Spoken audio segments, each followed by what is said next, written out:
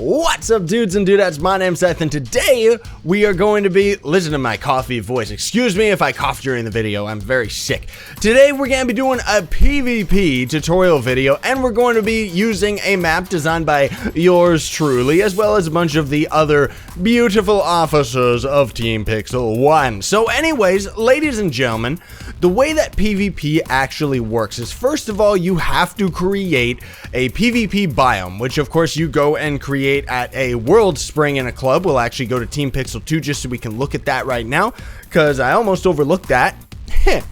It's a bit brutal to craft, as you will see in a minute. This is the world spring right here. So you gotta construct either, this is just a normal flattener, this is the bedrock one, which is the one that I use most commonly. It costs 2 infinity frames at 100 bombs. 2 infinity frames, they're 300 infinium each, so that's 600 infinium, so it's pretty brutal. And then of course there's all the traps and spawns and stuff like that, which you saw right there.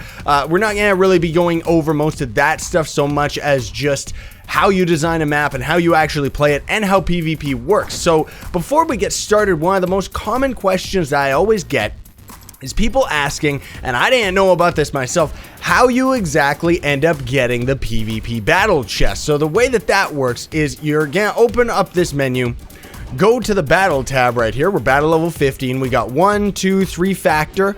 I have no idea how much actual factor we have. The only way, as far as I can tell, that you can look at your maximum amount of factor is by completing a PvP round, and then it'll usually say at the bottom of the screen, you have 0 out of 5 chests, for example, right? Now, the way that that works is, that means, let's just say it is 0 out of 5 chests. That means that you can only get 5 battle chests for that week, and then it'll reset after the week actually carries over, right? Now, the way that you actually go about getting the chest is a little bit tedious, where you have to pretty much spend a total of 60 to 80 minutes of solid PvP, and then you're just gonna randomly like pop and you got one of the chests. Only one.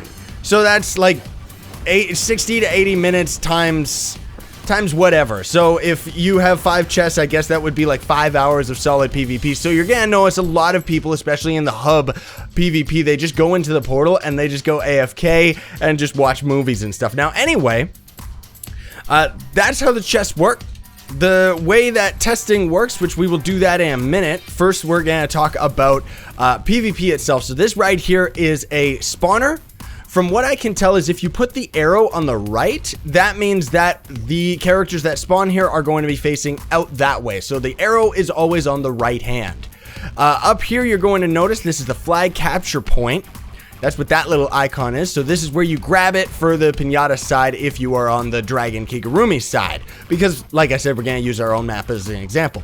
And then this is the return point, which, of course, the return point itself is actually 3 blocks big, and we designed this for 2 blocks big, so whatever, a little bit of a graphical hiccup there. Anyway, the way that this map is going to be designed is if you spawn on the Pinata Assassin side,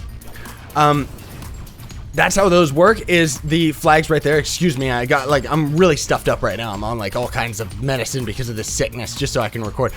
There's multiple ways that you can go about getting across the map. So of course that house right over there is the opposite capture point. That is where the flags are that you're gonna be trying to steal from the Kigurumi. You have a bunch of different ways across the map. There is of course this way right here. I'll just show you all of them and kind of just ping-pong it back and forth from all the other sides of the map, because this is also good for people to assault and come in to steal the place. Got a little bit of cover here, made sure that all of this is achievable with 2 jumps, and this right here is an item block. Now, the way that those work too, which I should also mention because that's a good point, is as you open up the battle boxes, they always are going to drop banners. Now, the way that these work is these are PvP only stats. So right now we're gonna have 13% to our maximum health, so long as we're playing on our boomeranger, and the banners only show up in PvP, or if you want them to show up in the world, well, I was gonna do /pose, but that's I forgot the chats off. But anyway, what these banners also do is, you can see down at the bottom of them, I'll move the screen so you can see it, is the battle powers granted swap out, like this swaps out the items that you can get to Angry Armor Chick, Evilest Eye, and Juggernaut. And there's all sorts of different abilities that you're going to end up being able to get with all the different banners. Banners, of course, go all the way up to Radiant. And then when you deconstruct a banner, it's going to give you a PvP coin, which I'm going to write that down just so I can show you all that later, because we're not going to get into that right now. You normally use those over at the hub. Anyway, we have a launch pad right here that I strategically placed. And if you touch both of the launch pads at the same time, whoa! You can actually launch pretty much exactly as far as we just did. You'll probably land on the roof right here if you're on foot in the PvP match. So very, very handy for getting around and getting over here as soon as you want to get into battle. We got another item over here to compensate for an item that's over on the other side, of course. So the pinatas are, the map's pretty much, I tried to keep it very even. This is the Dragon Kigurumi side. This is the capture point. So this is where you return the flag that you steal from the pinatas. And then, of course, on the third floor here, or second floor, is the player spawn and the flag cap point. So for the most part, lots of ironing out just by playing the matches and stuff like that, and just kind of like watching everybody play in PvP. I was kind of able to gauge, like, okay, so we had to change the spawn to the second floor instead of the original bottom floor and stuff like that. And this side of the map is actually very, very handy for parkouring it up, because you can actually get across almost most of the entire map. I'm actually not going to use Fortress right now, or Master Chief. You can get across pretty much this whole entire map, either going into the base or not, or just going down on the floor, lots of cover and stuff like that. And then, just to be even with the dead tree over there, we actually have a very live tree over here. By the way, that tree over there was built by Leroy. This was built by Dark Soul. And you can boost yourself up into the tree, boost up to the second floor. There's nothing really in here other than just a way to pass through, because I made sure that if you're coming from the pinata side, you can actually jump onto this tree and get into the tree house, no problem. Somebody probably harder phoned me. I don't know. Then you go up here and there is a power up, and once again a launch pad. If we do this right, which we don't have the movement speed of PvP, but you can actually land right on top of the base right here. So it's a very, very handy spot for bringing the flag from the Kigu and getting the cap, as well as just invading and stuff like that, right? Now, to compensate for the farm, which that's why I'm calling that call out, I guess I should say all the call outs, not that they really matter because this game's not that competitive, easy. But we got the bridge over here to have an item same as the farm did over there. You can actually fish in PvP too. This over here is kind of, I turned it into an AFK zone, so you can kind of hang out here and fish and stuff. This tunnel did exist, but I found that nobody was using it, so I sealed it off and just made this kind of a fun little spot, as well as you can still, use this to kind of grapple your way, and maybe you could get up to the tree. I didn't really test that out very much. But also for all these houses and stuff, you can actually double jump just onto the bottom of the roof. Made sure about all of that. Now for the top middle of the map, I tried very hard to make it so that you can actually jump onto most of the trees on the outside, while not being able to jump onto as many of them on the inside, although it looks like most of them you still can anyway, so it's okay. But we got the neutral flag right here, and it for the most part is pretty even. I may have to move it a little bit closer to the Kigurumi side. I'm not exactly sure just yet, but it's just in a little dugout hole, and it works. Like, people kind of rush for it, and it works. We'll also talk about like the OP classes and stuff like that, but we'll get into that in a minute. Then we got all these pinata heads right here. I may actually remove this spring pinata head part of this map, because I find that lots of people don't seem to realize that there's actually a tunnel right there, but we'll get into that in a minute. I may also end up sealing off the pinata heads for going on the inside, because not many people go inside the buildings or anything like that. But once deathmatch actually becomes a thing in Trove, a lot of these places that are kind of useless for CTF may end up becoming more useful for a deathmatch type. Now, most of these jagged cliffs and stuff like that, we actually designed it very, very well, so you can get through all of it with double jump, so you're gonna have to kind of get used to double jumping and climbing and stuff like that. Now, we're gonna actually start again on the pinata side. There's actually a tunnel right here, and this goes right out of the mountain right here, so it's a nice good cover zone. However, of course, if you have a Shadow Hunter, he can be very OP for stuff like this, because you can actually go down into the sewer right here, and if someone from the Kigurumi side is grabbing the capture from the Pinata or vice versa, you can actually swap over to a Shadow Hunter and snipe them while they're under the map down here. Anyway, I have a power-up right here. There's also a little flamethrower shooting at you, giving you trouble. Then there's another flamethrower immediately right there, which can actually tag you as you're coming out.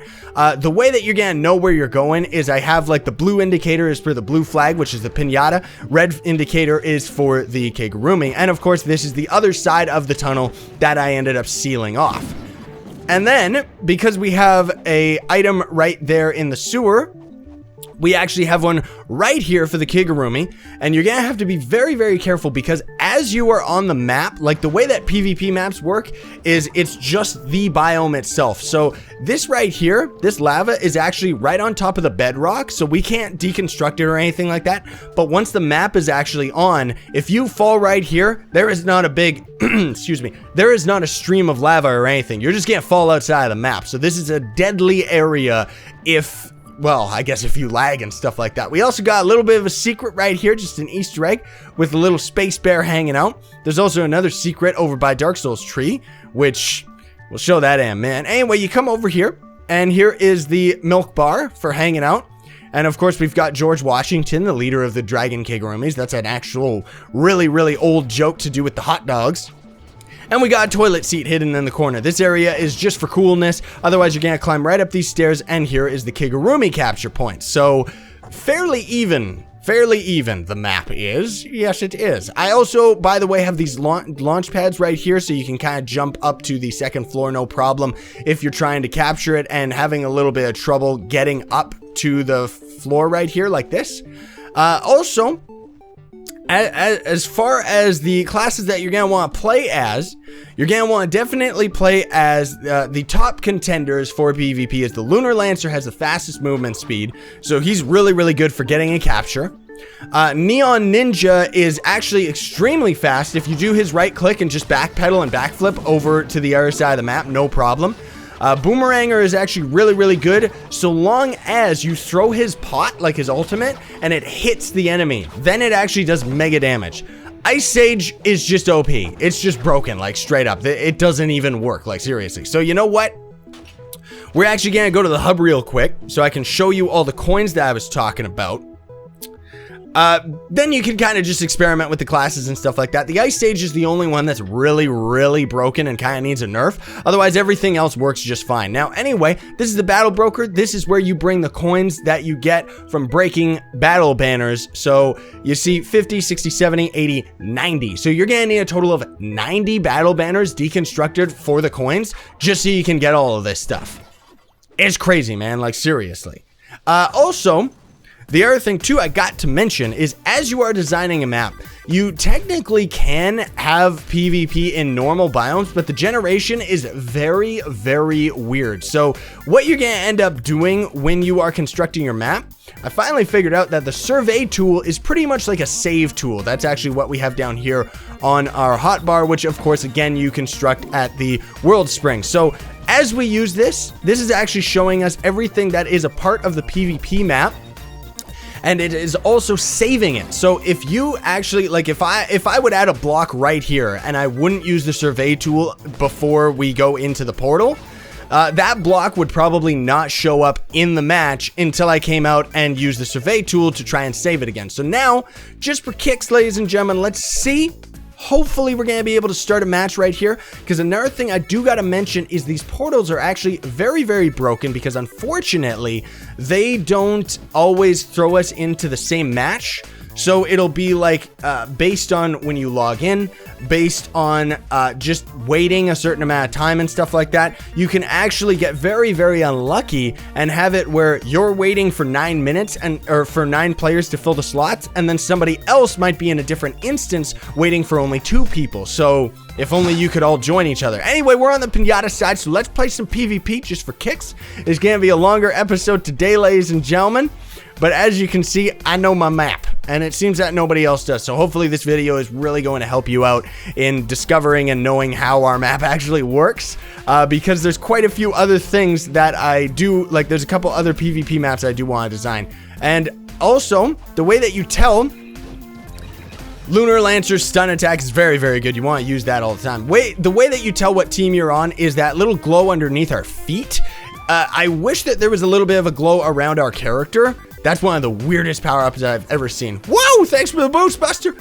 But otherwise, I find it very, very hard. A lot of times I'll be playing and I don't really realize, like, oh no, I'm on the Kigurumi side or I'm on the other side or something. Whoa! No, you don't, sucker! It's a good thing I know my map, because otherwise I would be dead. You gotta watch out too. I forgot to mention there's that little fire trap right there. And unfortunately, as you're carrying the flag, oh, we got projectile reflection, so let's just use that just in case someone's smart enough to swap over to the Shadow Hunter. Speed boot! Speed boost! Das Buta, das Buta. There's a dead skeleton in the sewer. Yes, there is. So hopefully we're gonna be able to get this cap. Looks like there's no problem right here. Also, yeah, I gotta try and remember. Oh no, he's trying to stop me. Aha! Oh, the lag! At least Blaze Vortex got it, thank goodness, because otherwise the lag is horrendous, man, seriously. PvP operates also, you're not going for a max flag cap, like the round is not going to end, it is just on a time limit. So I think that was, what, like 5 minutes when the round first started or something? I'm not exactly sure. Lots of people really like fighting, which is a lot of fun, like that's what I love about it too. But because this is an objective game type, the best thing, of course, is always just to rush for the flag and never mind anything else. So I'm going to show you right here. This is another very good capture method.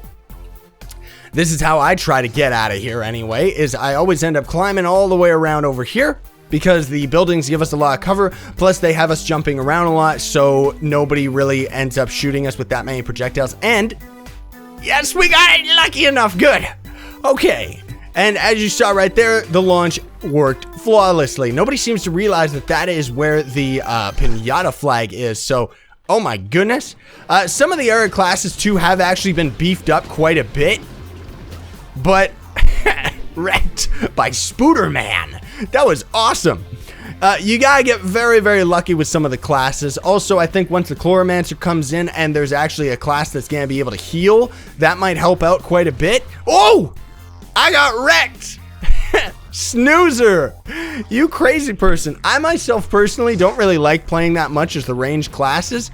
I'll actually show you the Boomer right now because he's pretty good too. Pirate's also very good. Ice Sage, Faye, as you saw, is very, very powerful. Nobody seems to be using the Ice Sage, which is very, very nice.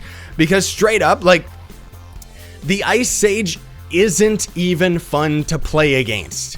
It's broken because all you do is if the Ice Sage has his ultimate, you get frozen and they just kill you, and that's that. So if sometimes you'll actually get very unlucky and there might be a match where it's like a full team of Ice Sages versus another team of Ice Sages, and it's brutal. So this guy doesn't even realize that right now he is carrying the central flag and should actually be going to get the cap, but maybe he's just trying to kill me because, you know, I'm me, and lots of people always go for me as soon as they see me. Pot of Destiny! Yes! Destroy him! The bombs are kind of useless. They're okay. Wow, that Faye ultimate is good. Faye might actually be a very viable class. I'm not exactly sure. Now, before you get too crazy, PvP in this game is for fun and only fun. Don't play PvP if you're gonna get a hot head, if you're gonna get frustrated because it's like, no, things aren't even and stuff like that. Things are not even. This game is not balanced and it is not hardcore. If you want competitive PvP, go to Call of Duty, go to Halo, go to CSGO, go to League of Legends, go to anything but Trove. This is just for fun, and let me tell you, it can be a lot of fun. So is this guy gonna be able to get the cap? Yes, he is. The other thing that I did want to mention too is, as you saw when we had the flag and we were going through the tunnels and stuff like that, the indicator while you're holding the flag, I think honestly they could change it so that visual indicator could show up for us, like the big beam of light. That's great for us to see him. But when you're kind of just doing it on your own, wow, the lag is real in PvP, seriously. When you're just walking around on your own, it can be a bit of a problem. So you can see right here, 4 out of 6. So that means I got to grind out PvP to get my next 2 chests so long as we get lucky enough and actually get people playing rounds consecutively over and over again, because a lot of times this will end up happening where one person ends up quitting, and then of course you want to end up going to the hub, and even then sometimes you cannot get a match. But either way, thank you so much for watching, ladies and gentlemen. That's pretty much it as far as I can remember and think.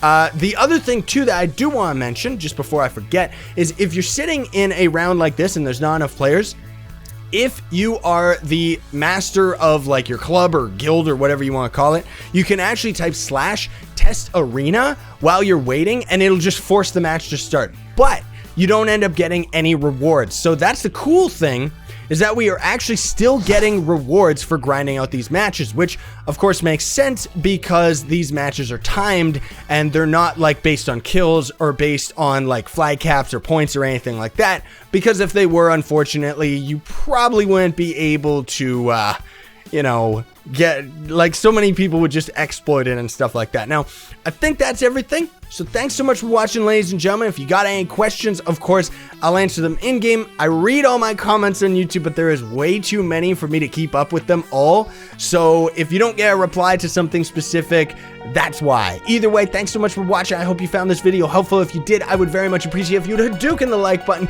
share, favorite, and subscribe to join Team Pixelsino, and stay epic, everybody. By the way, because I actually forgot during the recording, you can slip into the lava waterfall right here into the beautiful rainbow room, and here are the credits. So Lord Scythe, Dark Soul, Leroy the Great, Totally Not Muffin, Unfriendly Lion, Valor Warrior, and me. We all constructed this beautiful map that you see before you. Also, that tree over there in the corner, Dark Souls tree, you can actually go into the stump in the back, and there may be a little bit of a surprise waiting for you. Believe in yourself.